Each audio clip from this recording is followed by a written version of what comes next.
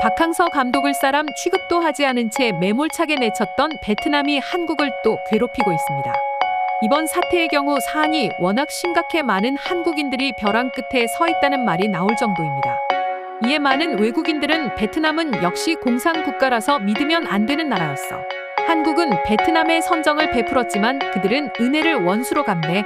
박항서 감독을 내보낼 때도 나는 화를 참았지만 이번만큼은 절대 참지 못하겠어 등의 생각을 커뮤니티에 게재하고 있습니다. 베트남이 박항서 감독에 이어 어떤 참혹한 만행을 한국에 저질렀기에 많은 외국인들이 붕괴하고 있는 것일까요?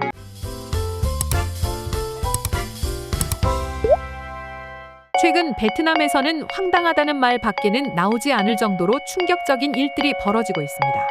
자칭 중국을 대체할 동남아시아의 새로운 생산기지라고 떠들던 베트남에서 정전이 끊이지 않고 발생하고 있는 것입니다. 특히 어쩌다 한번 정전이 발생하는 것이 아닌 하루에도 몇 차례 전기가 끊기는 것은 물론 3시간 이상 전기 공급이 되지 않은 적도 있는데요. 이러한 점으로 인해 베트남에 거주 중인 많은 외국인과 여행객들은 분통을 터뜨리고 있습니다.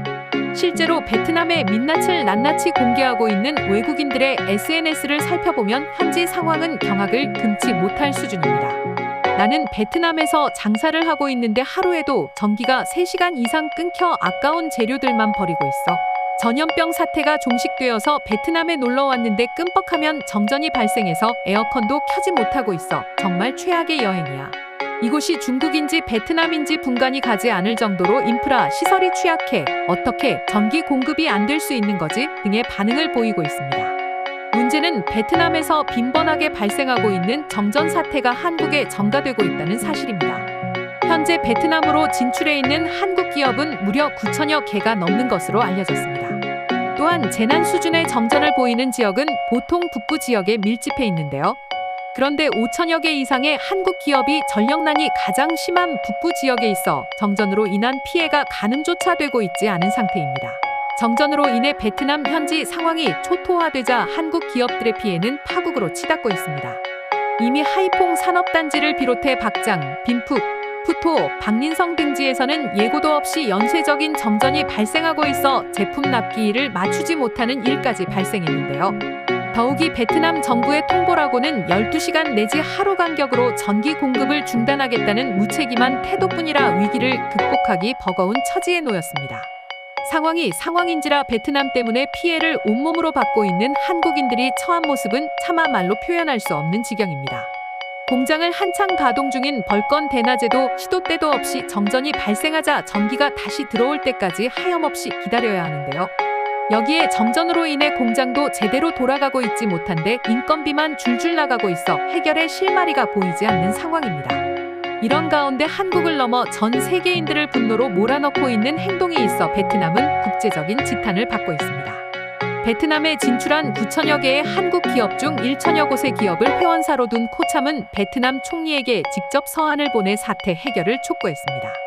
해당 서한에는 사용이 가능한 모든 발전소 설비들을 고장 없이 효율적으로 운영해 전력이 공급될 수 있도록 해달라라는 내용이 담겨 있었는데요. 또한 전력 인프라에 대한 대규모 투자가 이루어질 수 있도록 발전 시설 승인을 서둘러 달라라는 지극히 일반적인 서한이었습니다. 그러나 아직까지도 베트남 정부로부터 별다른 답변을 듣지 못하고 있는데요. 게다가 베트남의 각 지방정부와 전력공사의 정전 사태 정상화를 촉구하는 의사를 전달했으나 권한이 없다. 라는 답변만 돌아오고 있습니다. 베트남 정부를 포함해 베트남인들이 얼마나 무책임하고 노골적으로 한국을 무시하고 있는지를 보여주는 대목인 것 같습니다. 보통은 빈말이라도 빨리 해결해드리겠습니다. 불편을 끼쳐드려 매우 송구합니다. 등의 발언을 하는 것이 상식인데요. 그런데 베트남인들은 모르쇠로 일관하며 월급만 따박따박 받아가고 있으니 속이 터질 지경입니다. 베트남의 이 같은 극악무도한 행태를 본 외국인들은 자신의 감정을 숨김없이 커뮤니티에 나타내고 있습니다. 베트남은 중국에 비견될 만큼 한국의 뒤통수를 잘 치는 배은망덕한 공산국가야. 박항서 감독님이 이미 죽은 베트남 축구를 살려놓았더니 온갖 욕을 퍼붓고 내쫓더니 이제는 자국민들을 먹여 살리는 한국 기업까지 파탄내네. 중국이나 베트남은 인간으로서 마땅히 지켜야 할 도리에 어긋나는 행동을 일삼는 무도한 국가야. 앞으로 쌀국수 안 먹을 거야 등의 반응을 나타내고 있는데요. 이 글을 작성한 외국인들의 감정과 생각이 정확히 맞아떨어지는 것 같습니다. 한국은 박항서 감독으로 사실상 식물인간 상태로 있던 있으나 만화했던 베트남 축구 대표팀을 강한 팀으로 탈바꿈시켰습니다.